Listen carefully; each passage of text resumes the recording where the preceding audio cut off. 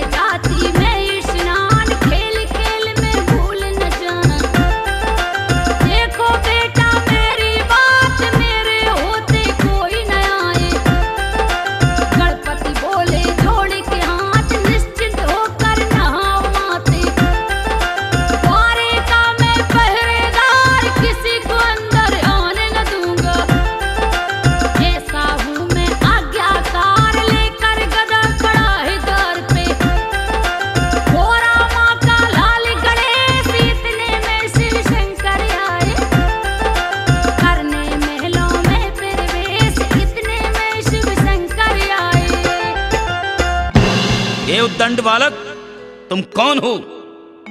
मेरे मार्ग से हट जाओ, मुझे अंदर जाना है। मैं माता पार्वती का पुत्र हूँ। मेरी माँ ने आज्ञा दी है कि मैं जब तक स्नान करूं तब तक कोई भी महल में अंदर ना आ सके।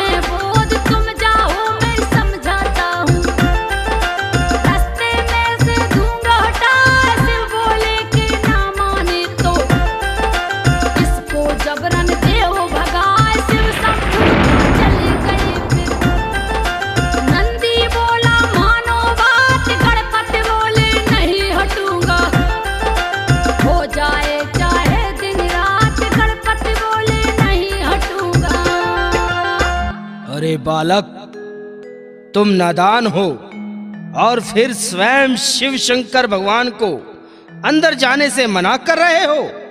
मुझे अपनी माता की आज्ञा का पालन करना है।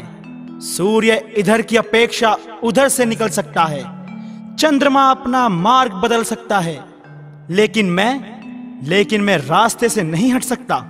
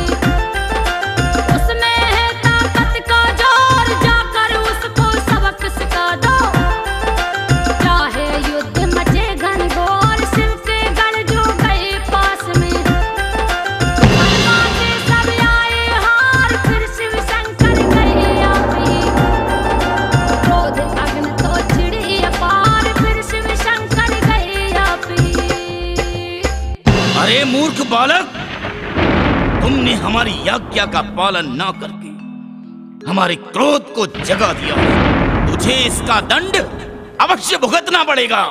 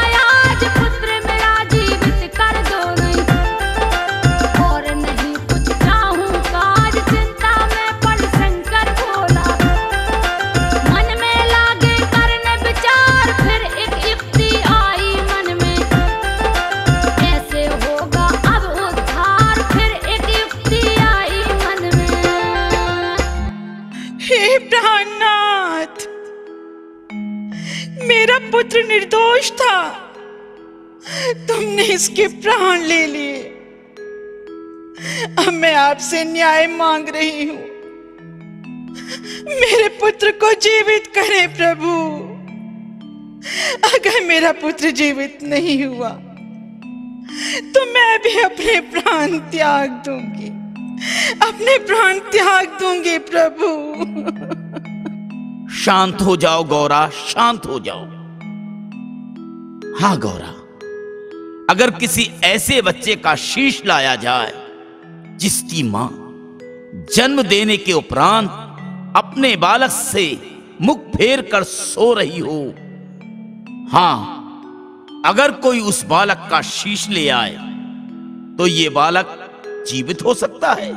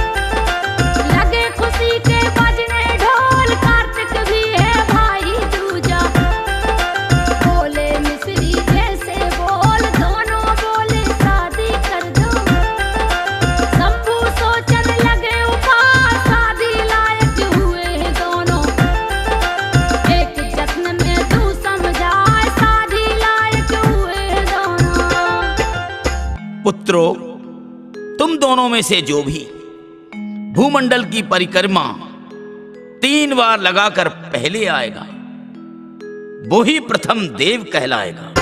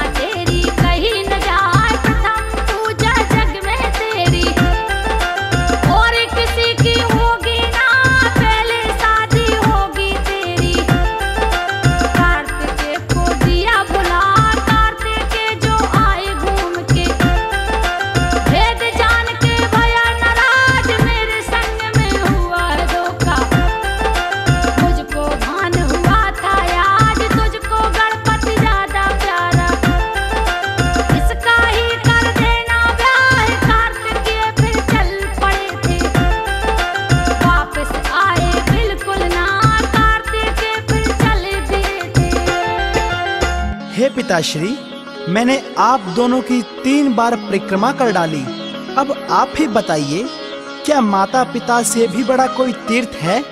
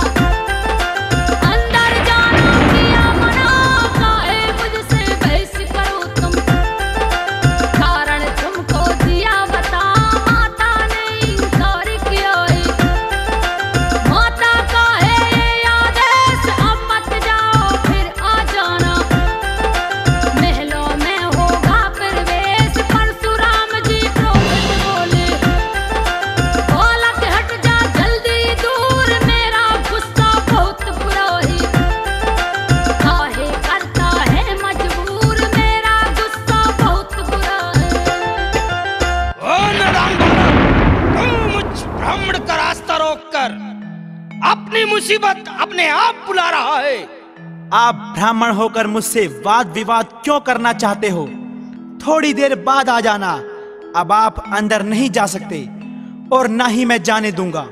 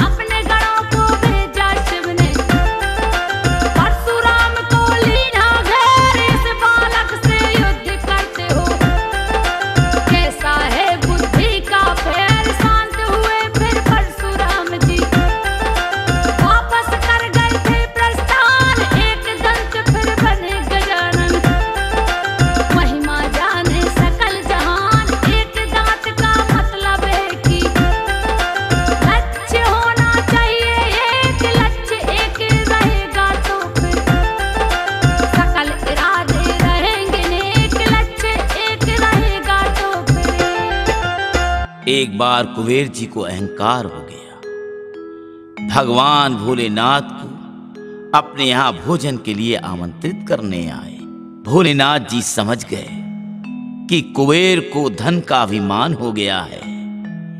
उन्होंने गणेश भगवान को भोजन के लिए कुबेर के यहां भेजा।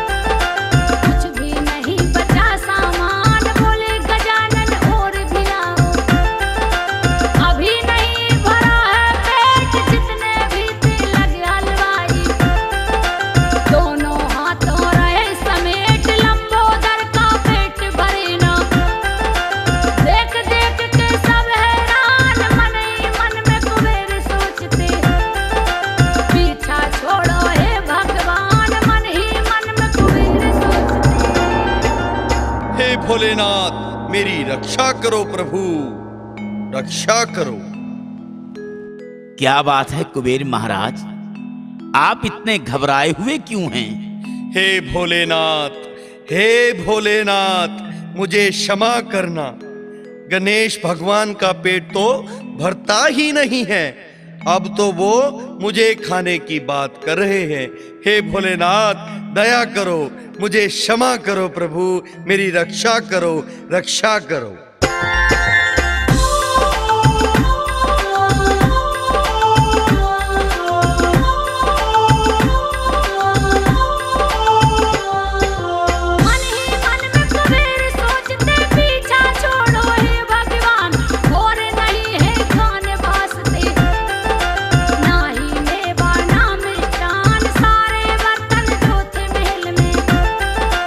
वो भी सारे लिए डकार और बचा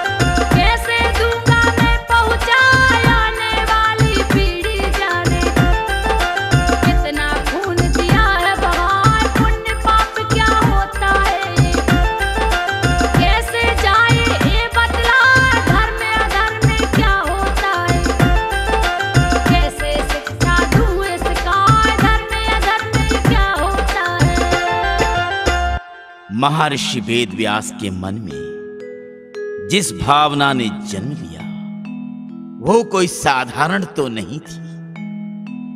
वे जानते थे इस कठिन कार्य की पूर्ति के लिए कठिन परिश्रम करने पड़ेंगे।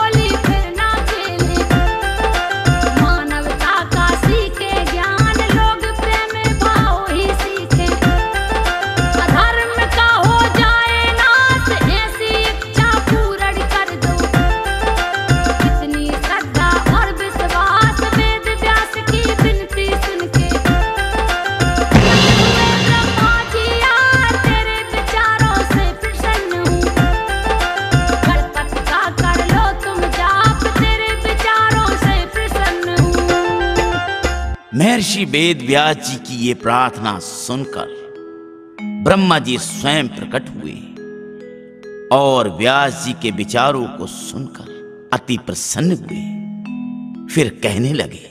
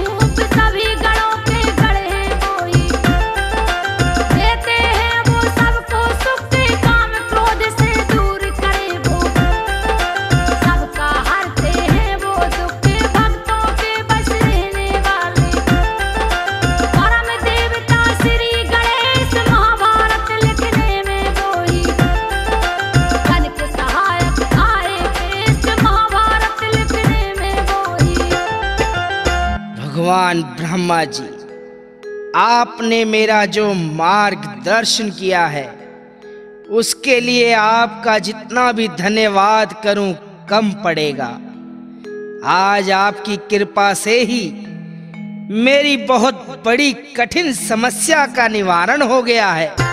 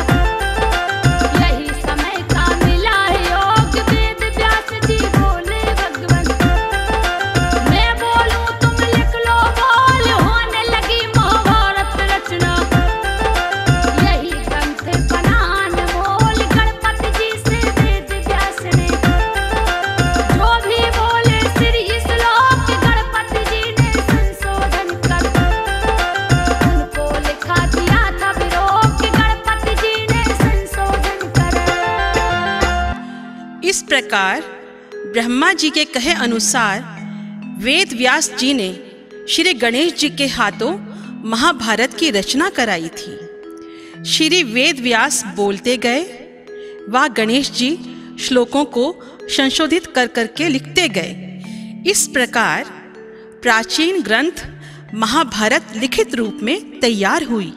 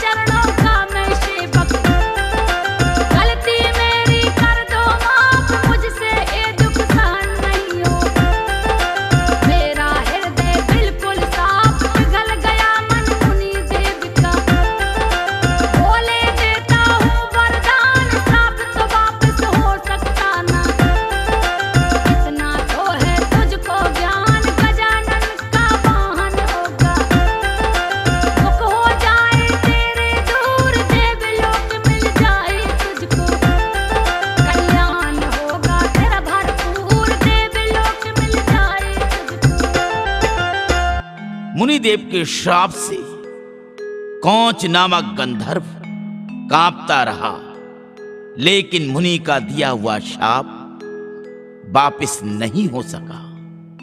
मुनिदेव ने गंधर्व कौच की प्रार्थना स्वीकार करते हुए उसे गणेश जी का वाहन बनने का वरदान दे दिया।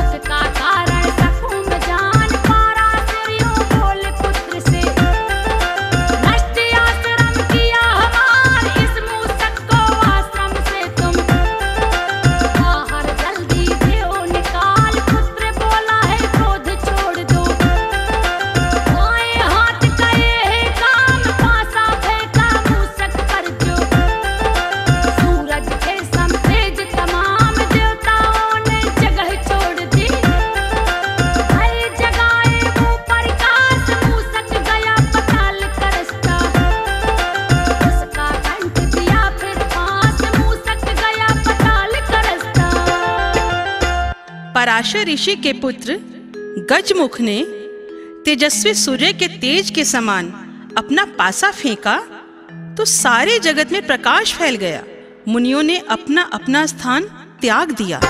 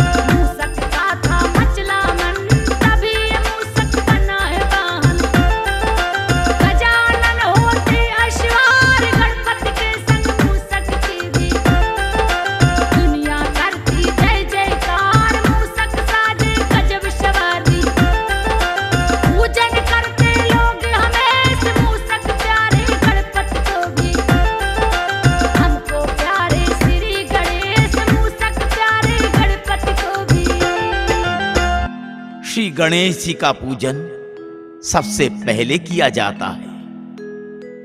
हमारे सामने गणेश चतुर्थी आती है तो हम व्रत कथा करते हैं। कथा का पाठ व्रत रखकर करते हैं, लेकिन कथा का वर्णन इस प्रकार है।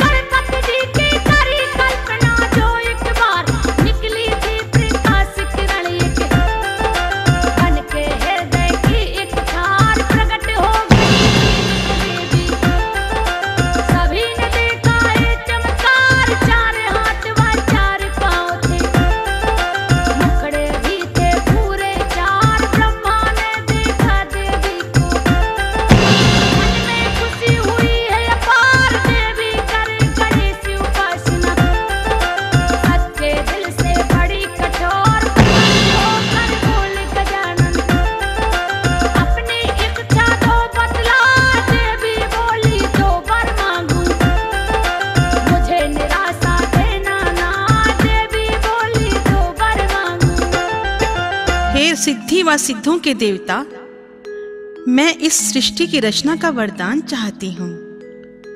मुझे यही 2 वस्तुएं दान में दे दीजिए।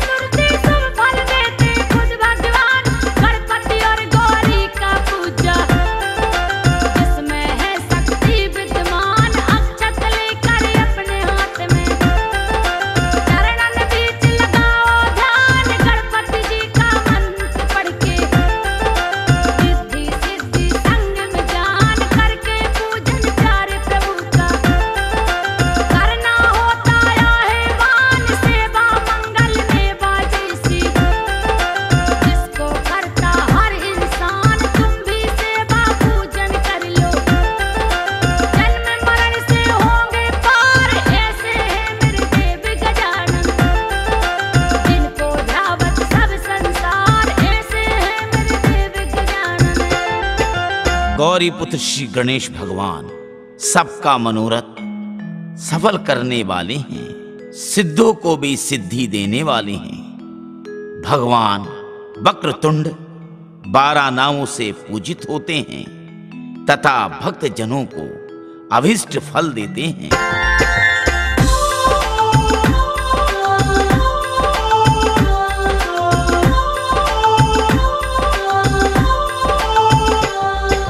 शत्रु का भी नाश निश्चित जो